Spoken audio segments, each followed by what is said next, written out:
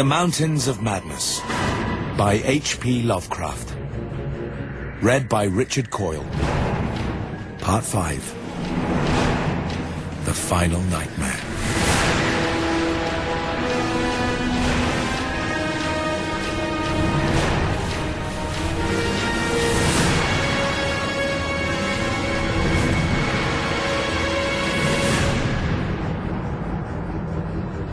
Danforth and I approached the 4 sprawling and incomplete obstructions slowly and reluctantly.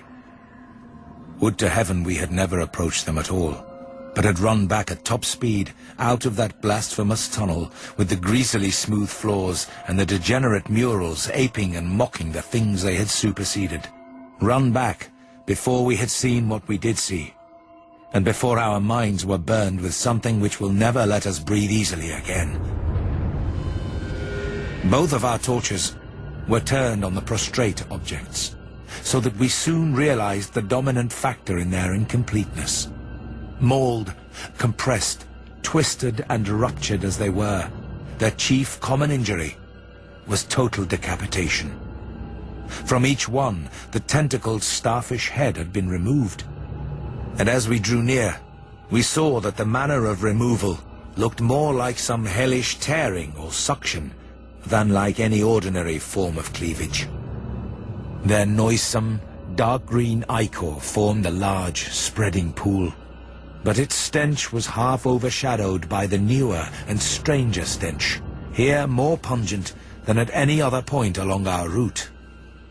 Only when we had come very close to the sprawling obstructions could we trace that second, unexplainable fetor to any immediate source. And the instant we did so, Danforth, remembering certain very vivid sculptures of the Old One's history in the Permian Age 150 million years ago, gave vent to a nerve-tortured cry which echoed hysterically through that vaulted and archaic passage with the evil palimpsest carvings.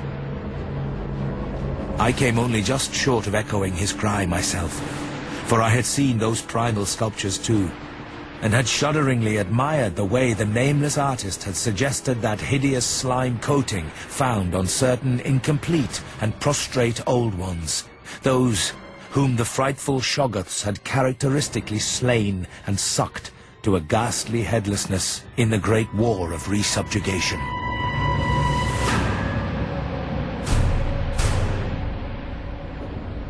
And now, when Danforth and I saw the freshly glistening and reflective, iridescent black slime which clung thickly to those headless bodies and stank obscenely with that new odor whose cause only a diseased fancy could envisage, clung to those bodies and sparkled less voluminously on a smooth part of the accursedly resculptured wall in a series of grouped dots, we understood the quality of cosmic fear to its uttermost depths. It was not fear of those 4 missing others, for all too well did we suspect they would do no harm again. Poor devils. After all, they were not evil things of their kind. They were the men of another age and another order of being.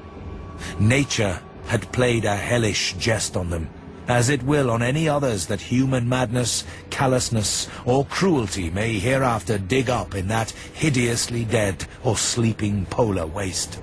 And this was their tragic homecoming. They had not been even savages, for what indeed had they done? That awful awakening in the cold of an unknown epoch. Perhaps an attack by the furry, frantically barking quadrupeds, and a dazed defense against them and the equally frantic white simians with the queer wrappings and paraphernalia. Poor Lake. Poor Gedney. And poor Old Ones. Scientists to the last. What had they done that we would not have done in their place? God, what intelligence and persistence! What a facing of the incredible! Just as those carven kinsmen and forebears had faced things only a little less incredible.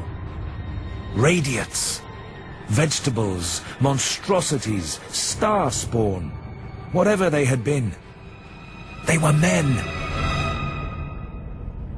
They had crossed the icy peaks on whose templed slopes they had once worshipped and roamed among the tree ferns. They had found their dead city brooding under its curse, and had read its carven latter days as we had done. They had tried to reach their living fellows in fabled depths of blackness they had never seen. And what had they found? All this flashed in unison through the thoughts of Danforth and me as we looked from those headless, slime-coated shapes to the loathsome palimpsest sculptures and the diabolical dot groups of fresh slime on the wall beside them, looked and understood what must have triumphed and survived down there in the cyclopean water city of that nighted, penguin-fringed abyss, whence even now a sinister curling mist had begun to belch pallidly, as if in answer to Danforth's hysterical scream. The shock of recognizing that monstrous slime and headlessness had frozen us into mute, motionless statues. And it is only through later conversations that we have learned of the complete identity of our thoughts at that moment. It seemed eons that we stood there, but actually it could not have been more than 10 or 15 seconds. That hateful pallid mist curled forward as if veritably driven by some remoter, advancing bulk. And then came a sound which upset much of what we had just decided, and in so doing broke the spell and enabled us to run like mad past squawking, confused penguins over our former trail back to the city, along ice-sunken, megalithic corridors to the great open circle, and up that archaic spiral ramp in a frenzied, automatic plunge for the sane outer air and light of day. The new sound had a shocking resemblance to the wind pipings we had both heard around the lofty mountain caves. At the risk of seeming puerile, I will add another thing too, if only because of the surprising way Danforth's impressions chimed with mine. Of course, common reading is what prepared us both to make the interpretation, though Danforth has hinted at queer notions about unsuspected and forbidden sources to which Edgar Allan Poe may have had access when writing the narrative of Arthur Gordon Pym of Nantucket a century ago. It will be remembered that in that fantastic tale there is a word of unknown but terrible and prodigious significance connected with the Antarctic and screamed eternally by the gigantic, spectrally snowy birds of that malign region's core. Tekili-li, Tekili-li. That, I may admit, is exactly what we thought we heard conveyed by that sudden sound behind the advancing white mist. That insidious, musical piping over a singularly wide range. We were in full flight before 3 notes or syllables had been uttered. Though we knew that the swiftness of the Old Ones would enable any scream-roused and pursuing survivor of the slaughter to overtake us in a moment, if it really wished to do so. Concealment being futile at this juncture, we used our torch for a running glance behind, and perceived that the mist was thinning. Would we see at last a complete and living specimen of those others? Again came that insidious musical piping, Tekili-li, Tekili-li.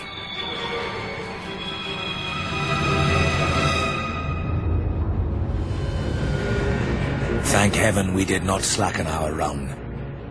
The curling mist had thickened again, and was driving ahead with increased speed, whilst the straying penguins in our rear were squawking and screaming and displaying signs of a panic really surprising in view of their relatively minor confusion when we had passed them.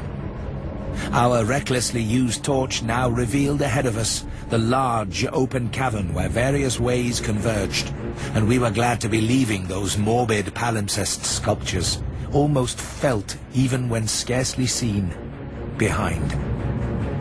Another thought which the advent of the cave inspired was the possibility of losing our pursuer at this bewildering focus of large galleries. The fact that we survived and emerged is sufficient proof that the thing did take a wrong gallery, whilst we providentially hit on the right one. The penguins alone could not have saved us, but in conjunction with the mist, they seem to have done so. Only a benign fate kept the curling vapors thick enough at the right moment, for they were constantly shifting and threatening to vanish.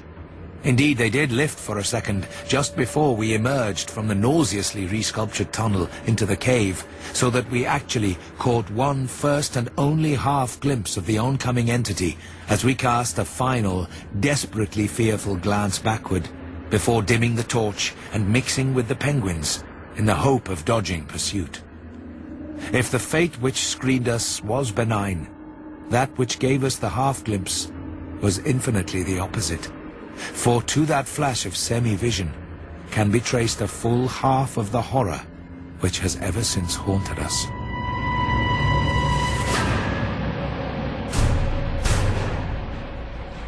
So we glanced back simultaneously, it would appear, though no doubt the incipient motion of one prompted the imitation of the other. As we did so, we flashed both torches full strength at the momentarily thinned mist. Either from sheer primitive anxiety to see all we could, or in a less primitive but equally unconscious effort to dazzle the entity before we dimmed our light and dodged among the penguins of the labyrinth center ahead. Unhappy act.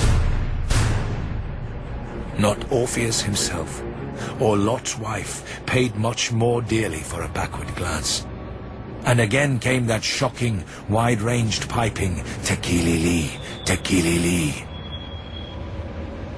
It crippled our consciousness so completely that I wonder we had the residual sense to dim our torches as planned and to strike the right tunnel toward the dead city. Instinct alone must have carried us through. Perhaps better than reason could have done, though if that was what saved us, we paid a high price. Of reason, we certainly had little enough left. Danforth was totally unstrung, and the first thing I remember of the rest of the journey was hearing him lightheadedly chant an hysterical formula in which I alone of mankind could have found anything but insane irrelevance. It reverberated in falsetto echoes among the squawks of the penguins, reverberated through the vaultings ahead, and thank God, through the now empty vaultings behind. He could not have begun it at once, else we would not have been alive and blindly racing. I shudder to think of what a shade of difference in his nervous reactions might have brought. South Station under, Washington under, Park Street under, Kendall Central, Harvard. The poor fellow was chanting the familiar stations of the Boston-Cambridge tunnel that burrowed through our peaceful native soil thousands of miles away in New England. Yet to me, the ritual had neither irrelevance nor home feeling. It had only horror, because I knew unerringly the monstrous, nefandous analogy that had suggested it. We had expected, upon looking back, to see a terrible and incredible moving entity if the mists were thin enough. But of that entity, we had formed a clear idea. What we did see, for the mists were indeed all too malignly thinned, was something altogether different, and immeasurably more hideous and detestable. It was the utter, objective embodiment of the fantastic novelist's thing that should not be.